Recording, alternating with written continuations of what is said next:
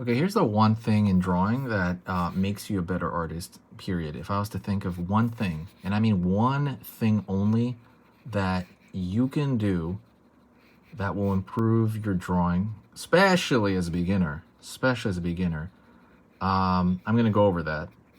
Before that, don't forget, I give out daily art tips over here, and for the most part, we're just having a good time. It's more of a chill kind of drawing session each time, and definitely follow. And I want to hear your thoughts on what I'm about to say. As I'm doing that, I'm going to be working on just random sketchbook stuff over here. Going to add to it. Something I really have thought about for a long time, and I keep hearing this stuff, is I keep hearing people complain about maybe aspects of drawing without doing the bare minimum.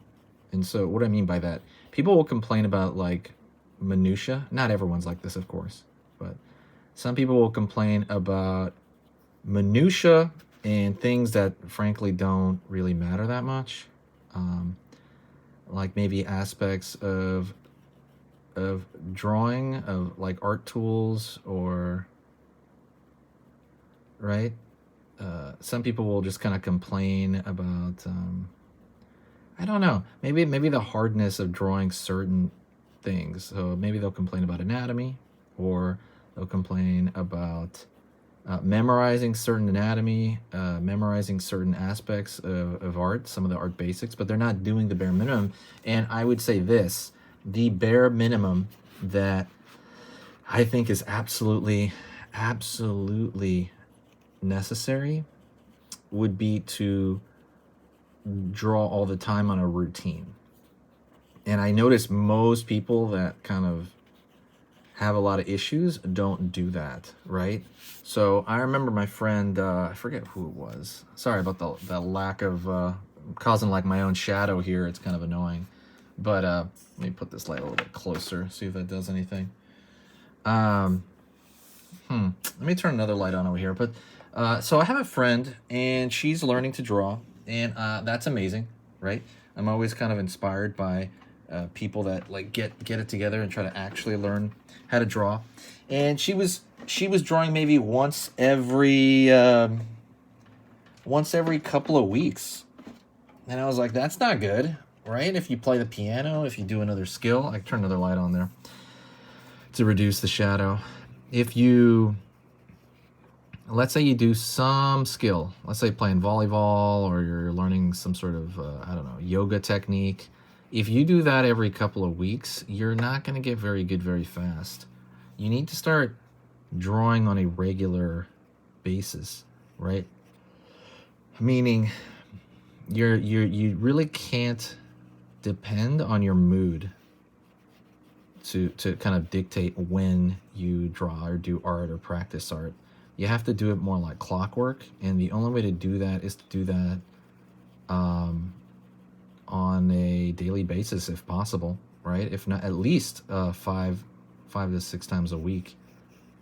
That's my opinion. And so how do you do that, right? You're kind of forcing a behavior in the very beginning. Maybe let that in. And how do you do that? Let me go over it. So maybe in the beginning you can let your inspiration carry you for a little bit, but at some point it's not going to be there anymore, right? Inspiration is like a lily pad, right? You're jumping from one to the other. It's not always going to be there, and your mood's going to change through the day. It's going to change based on the day of the week, if you got work, how tired you are. You don't want it to be reliant on that. So what I suggest is, so this is what happens in your mind. Initially, you draw, and you're like, hey, this is fun. And then that first day comes where you're like not in the mood, and you're like, oh, I should be doing this. I should be doing this right now. Why am I not doing this? Well, you might have to push through a little bit, like you're pushing a weight, like a mental weight, and just kind of just start doing it. And once you start doing it, you'd be surprised how, I was going to say surprised. You'd be surprised how easy it is to actually, how you're like, oh man, I should have been doing this all the time. And maybe, but that beginning, that initial push is something. Then, after that initial push, right? After that initial push, you do it again.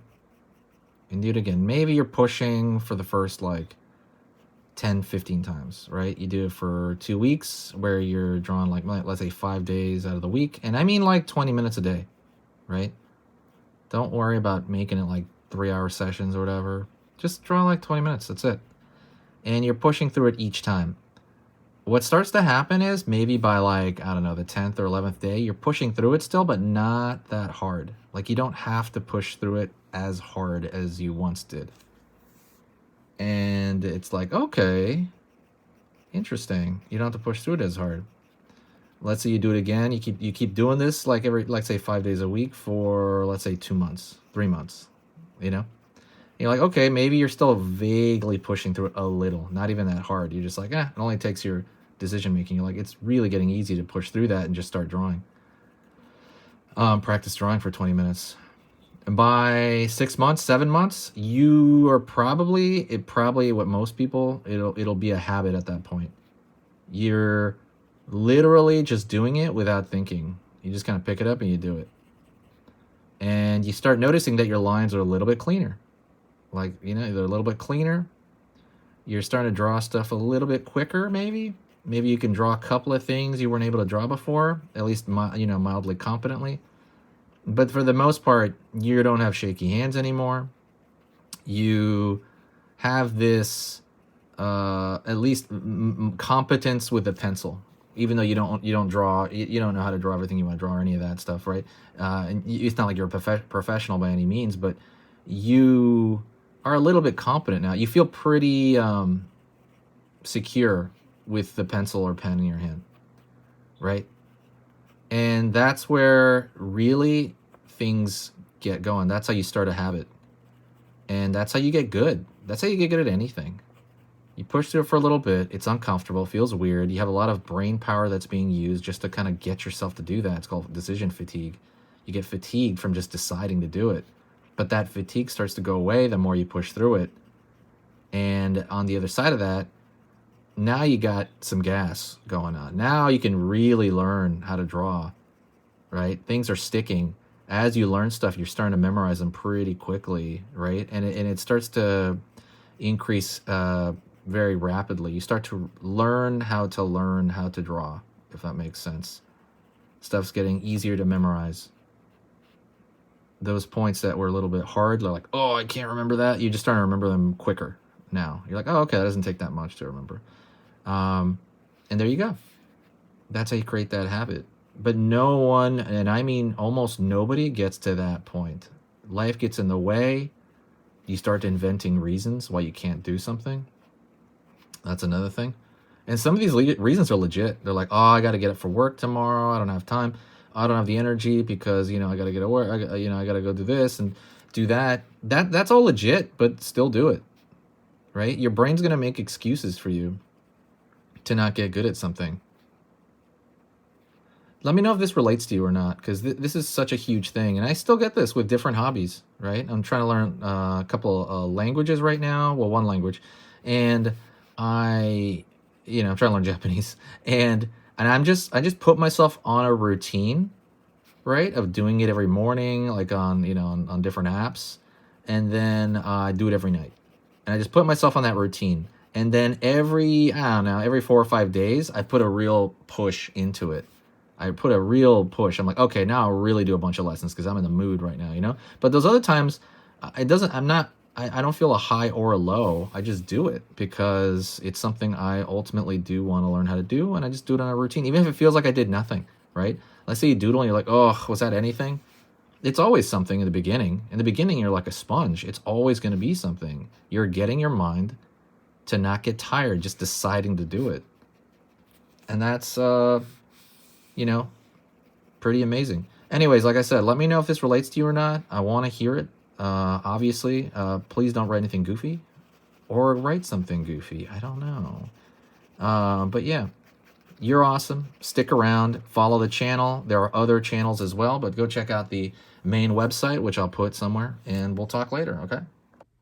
Okay, so that was amazing. You finished this lesson, but keep it going. Keep the art practice going by clicking this video right here. It's going to be within the same theme, and you want to keep it rolling to get better and better and better and get that art flow going. So click right here.